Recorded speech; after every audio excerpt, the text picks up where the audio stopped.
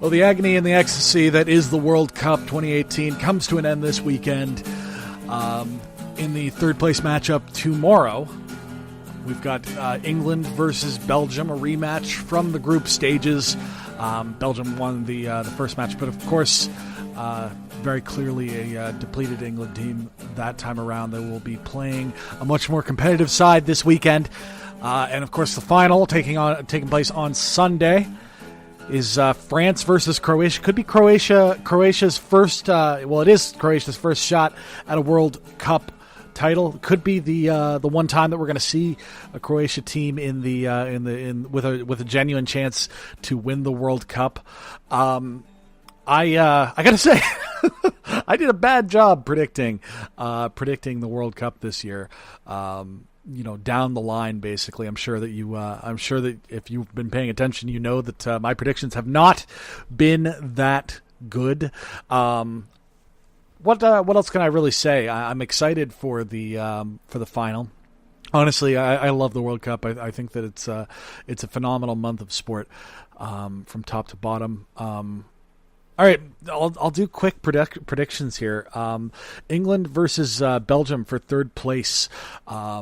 Honestly, I was, as a lot of people in the in the beer garden that I was watching the game were, I was heartbroken when England failed to beat Croatia. Croatia went through 2-1 after extra time against England. Honestly, outside of the initial stages of the match, it did kind of look like Croatia's day the entire way through. To be honest with you, as soon as Croatia were able to push things to extra time, I figured that was probably it for England. I know that Croatia, like a lot of the punditry was around Croatia having had to play. The 2 games prior to the England game to penalties against Denmark and then against Russia. I figured that if they were able to push England to the 120 minutes, I didn't think that we would see penalties, just simply because I think that Croatia had built a team that was more than prepared to go the distance and to try and sort of outpunch, almost rope-a-dope, in terms of their athleticism, in terms of their ability to sort of push through the pain and push through the extra 30 minutes that is extra time. So once the game ended, the 90 minutes ended on level terms 1-1. I was nervous for England, and of course that is how it ended up. It was a 2-1 victory for Croatia. They played very well. England, of course, played really beyond everyone's expectations. It should be said to that. I'm an England fan, of course, but they played incredibly well and beyond anybody's wildest hopes and dreams. So I don't know. There's a lot of plaudits to be taken away from that. Similarly, Belgium did very well. A little bit more disappointing for Belgium to not make it to the finals, I think, just simply because this was sort of their golden generation. It was the generation that was supposed to have the shot at winning the World Cup. They ended up going down 1-0 to France in regulation, through the regulation 90 minutes. Samuel Umtiti scoring a header goal off of a corner just towards the beginning of the second half.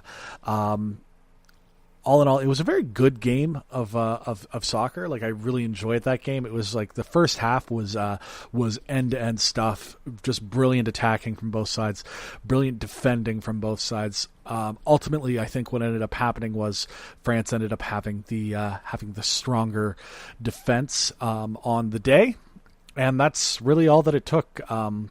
It was very back and forth in the first half, but the second half they were able to sort of shut down Kevin De Bruyne. They were able to shut down. Really, everything was coming through Eden Hazard, and they were able to sort of shut down him, which shut down any sort of real attack that Belgium was able to mount. I think there was one moment, looking back on it, I'm surprised it didn't go to VAR. There was one moment towards, I'm going to say, the 70th minute, something like that. Like, there was still something in it for Belgium, but it was also getting to be pretty dire.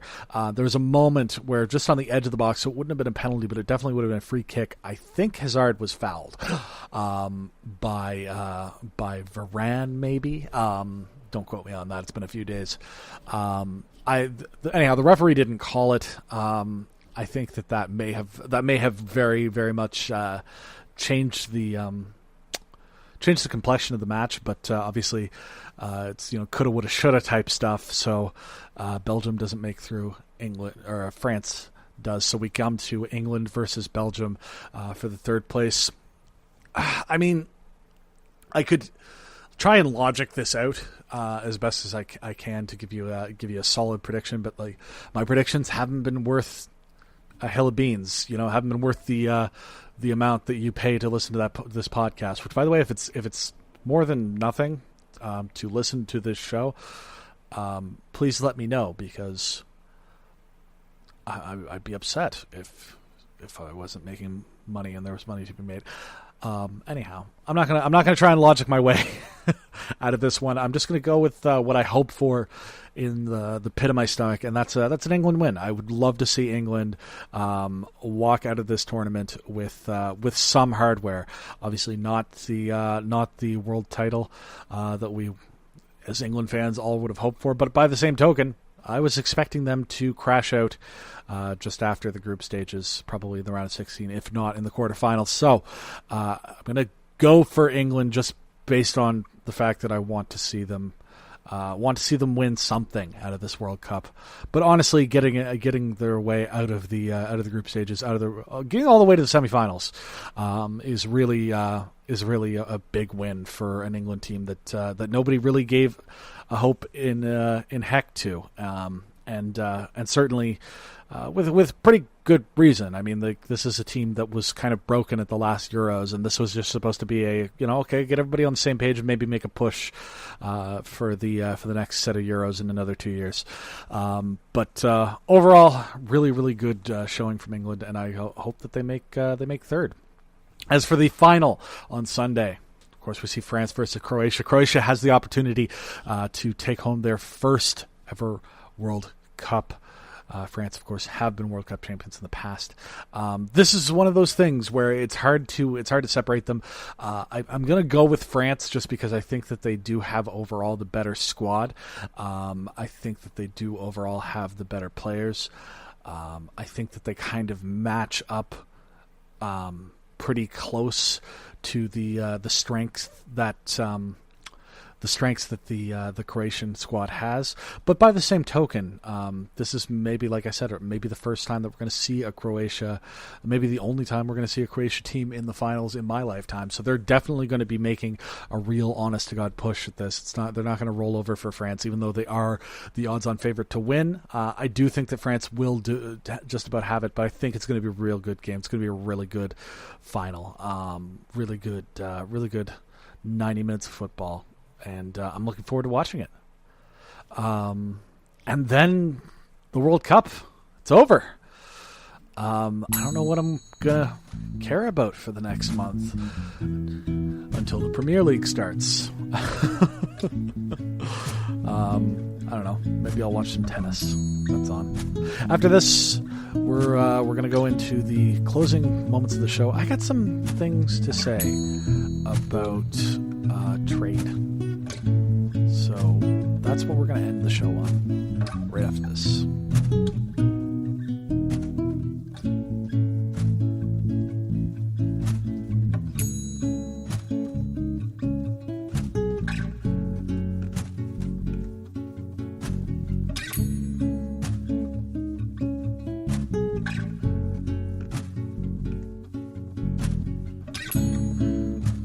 So if you're Canadian and you're listening to the show, which if you're doing the second thing, you're probably the first thing. I'm sure that you've seen on Facebook, shareables, memes, whatever you want to call it, floating around, primarily dealing with the Trump administration sort of protectionary, America first, Buy American sort of trade policies that have had an effect on Canada. There's some tariffs that the Trump administration is putting on some Canadian goods, and I'm not going to get into the weeds of the Trump administration's political policies surrounding trade with Canada, just simply because we've got about 5 minutes left, and I don't really feel like I'm as good of an expert to really talk about that in any sort of consistent way. But the big thing that we sort of tend to see around these sorts of times is, like, as Canadians, we like to rally amongst our own, and you went and attacked our prime minister, so we're gonna screw you. That's the only we get to do that, and all this sort of stuff. Like, I understand the impulse. I really do. Here's the thing, though. Buying French's ketchup versus buying Heinz ketchup is not going to win a trade war. And I'm really sick of seeing these fucking things floating all over the place, to the point where this is the one that actually, there was the straw that broke the camel's back. I saw somebody write on, because you see, don't get French's ketchup, or don't get Heinz ketchup, get French's ketchup, because French's uses Canadian grown tomatoes, and it's produced in Canada, and Heinz isn't produced in Canada anymore, and we got to really stick it to the Americans. Believe me, your ketchup buying habits have nothing to do with lumber, with international dairy trade, with steel, with the things that are actually at play here. The straw that broke the camel's back for me, though, was I saw somebody put up a post that said, "Don't get Haagen-Dazs, get an ice cream that's actually produced in Canada, get Ben & Jerry's." Haagen-Dazs is an American company. Okay. No, it is not. Haagen-Dazs is a company that is co-owned by General Mills and Nestle. Now, there's some questions to be had about whether or not buying products from Nestle is a morally upright thing to do. But Nestle is a company that's internationally owned. It's primarily based not in the United States, but in Switzerland. Furthermore, the actual ice cream that's being produced by Haagen-Dazs for, the world is actually put together mostly in France. In the United States and Canada, Haagen-Dazs is licensed to and produced by a Nestle subsidiary, Dreyer's.